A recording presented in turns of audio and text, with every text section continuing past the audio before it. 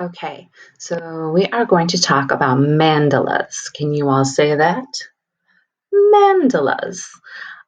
This one here is made of sand, and this one here is a drawing. And a mandala is a symbol for the world or the universe and balance. We'll talk about more about balance in a moment. Lots of people will color mandalas to calm down, to find their focus and think. If your parents have one of those adult coloring books, a lot of times mandalas are pages that you can color in those. We're going to talk about our art elements and our principles of design. So art elements are like ingredients in your art projects. So like ingredients in a recipe, they're ingredients in our art projects. If we look at this, is this project taking up space? Uh-huh. Is this mandala using lines? Of course it is.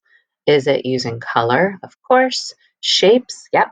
I see the circle in the middle and then the triangles and then this oval and another circle and a Hershey kiss shape and half circles and little ovals and leaves. And then it's also using value because I see different shades of colors. It's not just one kind of red. There's like a pinkish red, a dark red, this coral kind of orangish red all throughout. So we're using lots of art elements in our mandalas. Now, principles of design are like the sugar and spices in our recipe. So these are things you kind of choose more so to use. So art elements you just use. Principles of design are things that you choose how you use them. So, one thing that's really important with mandalas is that there's balance and symmetry. So, if you think about balance, like you have the good and the bad, you have the daytime, you have the nighttime, you have, hot, you have cold. So, that's what mandalas are kind of supposed to be a symbol for, just that there's balance, that there's, one side and the other, so equal parts. Symmetry, I'm going to talk about in a moment, but symmetry basically means that if I were to draw a line right through the middle of this and fold it, it matches on either side like a butterfly. So it's a mirror image on either side. So that line could go right through the middle this way, or right through the middle this way, or go through diagonal. But no matter how we draw that line, either side of the line matches and has perfect balance, and that's symmetry. Principles of design, is this using pattern? Uh-huh, because I see lots of things repeating. And then whenever we have pattern, we automatically have rhythm. So just like how you have a beat in music, when you have a pattern, you have a beat and something that's repeating in our art. So we're going to also have rhythm.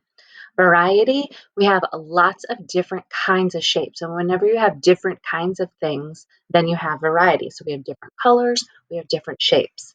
But then we also have unity because it all works together to make one picture that looks like it works together. Like I would even say how these colors repeat, how we have light blue in the center, and then here, and then here. That repetition of the color is creating our pattern and our rhythm and pulling it all together and giving it unity. And then contrast, remember, it's the difference in the colors. Like you can read the white writing on here because it's on a black background. But you can see these different colors, like you can see the green next to the yellow because it's a dark green next to yellow. It would be harder to see that if it were like a light green next to yellow. Um, if we think about symmetry and balance, you can find it all the time in nature. If we think about snowflakes, see how if I draw that line going through, fold it on either side, and we have that symmetry.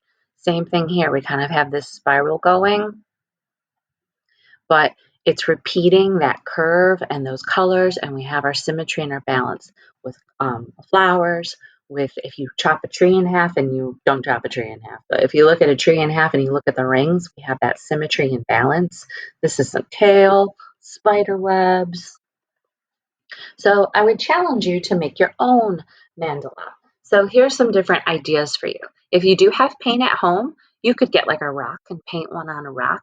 What I would do is kind of start in the middle and then go around and go around. And another thing that would be really helpful with this is making sure that if you're working on paper or if you're working on a stone, make sure that you turn it each time. I'll do that in a little demo video that I'll post next.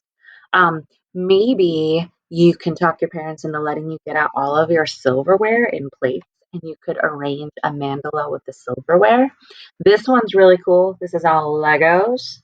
I know you have them. If you've ever been to Costco, they have that big box that has all the different colors in it. You really, really, really, really want it, and then I want to make my own. This one is just done with like some envelopes, scribbles, and art supplies.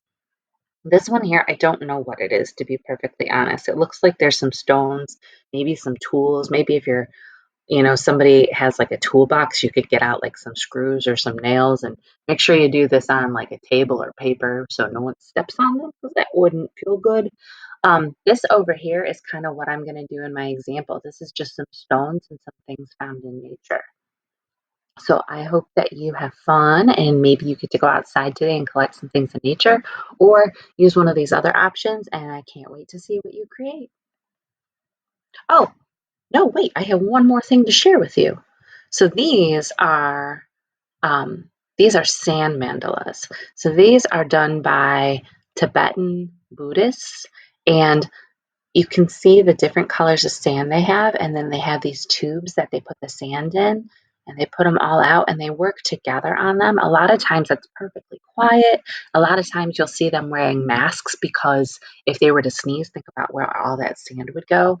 But look at all the detail in it. And then the part that I think is really interesting about this is that when it's all done, think about it. If they make the sand and someone, if it's outside, the wind's going to blow and it's just going to like move. And part of it is they make the sand mandala and they let everyone appreciate it. And then they have a whole thing where they go through and they sweep up all the sand and they put it in a container and then they put it in the water. And the whole idea of it is that, nothing really lasts forever. So you have to appreciate beautiful things when you see them. So they make it and they want everyone to appreciate it. And then they put it in the water so that that sand comes back to earth. So it's kind of like everything's going full circle. It's like the balance that I was talking about. So I know it sounds a little out there, but you could do it. And another option for you, if you look online and you have a printer at home, you can find all kinds of just simple like coloring sheets. So have fun with this. And for real, this is the end. I can't wait to see what you create. Miss you.